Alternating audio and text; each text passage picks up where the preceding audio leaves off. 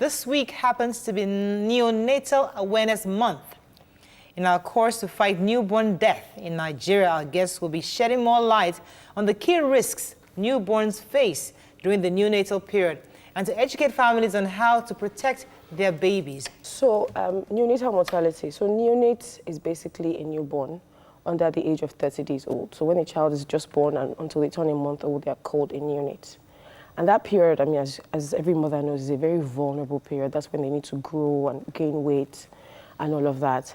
However, in Nigeria, every single day, we lose over 500 neonates every day. That's almost 200,000 babies in a year. Wow.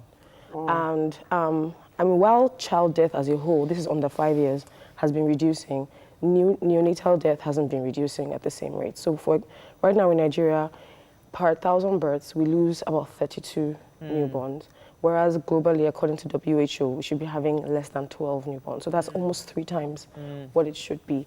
And many of the issues stem from, healthcare system that needs to be beefed up. Some of it is also socioeconomic. So for example, we help some women who can't afford to pay the 4,000 naira that it costs to get prenatal care from a primary healthcare center. So we usually sometimes have to help them pay for it. And then these women also cannot afford to have their babies in the hospital. So if something happens, there's a complication, more than likely it can lead to death.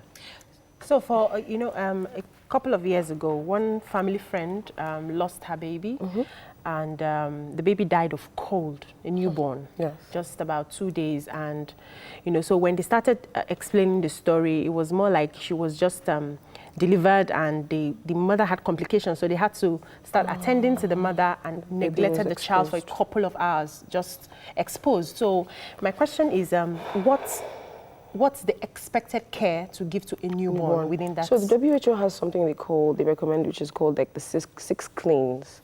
So this means, for example, cleaning the area where the baby comes out from, which is called the perineum, making sure that the cord is cut properly, a clamp to avoid bleed out.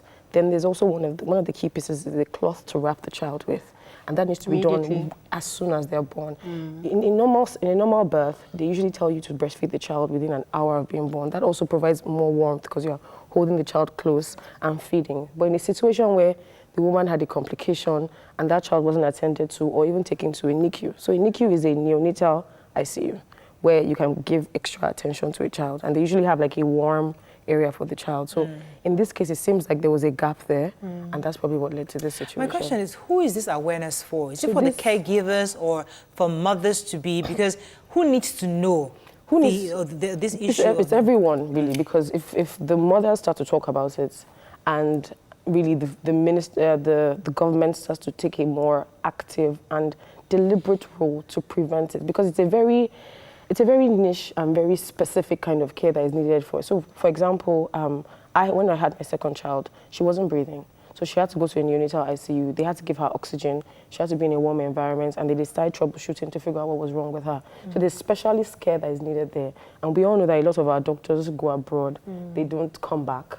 So we need to do something to make sure that our medical system can handle these issues when they happen. You have cases here in Lagos where some hospitals don't even have enough incubators. I recently heard of a story of a woman who had twins, and they said there was only one incubator, and both twins were born preterm. So rather than choosing one twin, they started alternating. But neither newborn got enough support, so both newborns died. Jesus. Weeks ago. Yeah. So it's very chilling when you hear these stories, because after carrying a child for 9 months, nobody wants to lose their child. So obviously there is a side of the government, and we tend to hear just focus on the government side. But I realize that a lot of women don't have enough information, and across that, the society at large need information because we are a communal society. So if one person has what you don't know, we can all help each other. So what are the prevalent reasons for death in these new babies, and so how can we prevent those if we are aware of them? So the top 3 are a child that is born preterm, so born early, a child that is born with birth defects. This can be found, so early in pregnancy, there's tests called NOCAL testing that you can check to see the state of the child, and they know if there's something that can be done during the pregnancy. The earlier you find this out, so within the first 6 to 8 weeks, the higher the chances of survival. But the later you find out, the less likely you can do something about it. And thirdly is infection. Infection is usually tied to hygienic issues. So, for example, women that are having their children outside of the hospital, or sometimes women who didn't take tetanus during pregnancy, that can transfer tetanus to the child and cause death. You know, so dealing with the first one, because you mentioned that dealing with the one of tetanus, yes, and dealing with the one of infections yes, happening. What can we do to prevent it? So to prevent that, you want to, I mean, as much as possible, if you can have your child in a hospital, that would be the best way. But if for some reason you can't afford it, try and get they usually call them traditional birth attendants who come into people's homes and help people out with it. Also, I work with the Moms Spring Foundation, and what we also do is we provide birth kits to these women who can't afford it to ensure that even though they're having their baby at home, it can be in a sterile environment. What's in a birth kit? A birth kit has something called a Macintosh, which is basically absorbs the fluid. It has a surgical blade to cut the cord. It has a clamp to prevent bleeding. It also has soap. The clamp is used for? To prevent, so you know when you cut the cord, there's blood that can come out. So you use a clamp to stop the blood. Yeah. Then it also has soap, because you are trying to prevent infection. It has gloves, and then a warm cloth. So, a cloth to ensure warmth in the child. To wrap the child. So it's basically aligned with the WHO recommendations for the 6 cleans. So we give it free. But even in our work, what we found is also that when we try to partner with midwives who are helping these women, these midwives sell the kits to the women. So on the one hand, they can help us access the women, but on the other hand, it's a source of income for them. So, do you think the government should put a clamp down on a lot of these private hospitals? Because I think a lot of these private hospitals do not have the equipment to do these things, and they continue. Like, there's this hospital that I know somebody gave birth, and she's looking for some documents from the hospital. She goes to the hospital, it has closed down because the owner has died. So there's no file.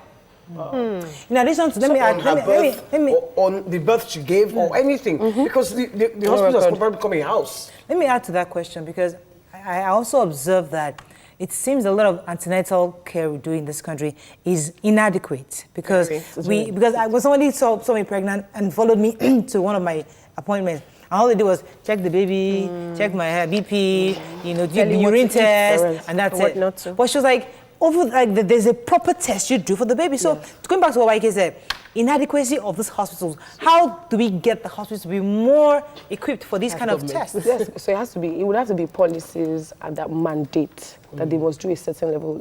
What you just said brought up something I experienced with my antenatal care. So my first child, all my antenatal care was here in Nigeria. The second time I was doing a course in the UK, so I got to see a doctor there. And I remember at around 10 weeks, they kept pressuring me to do a test called nuchal testing, where they put a huge syringe in and get some fluids from the womb so they can test for deformities. And I kept thinking, is this not too invasive?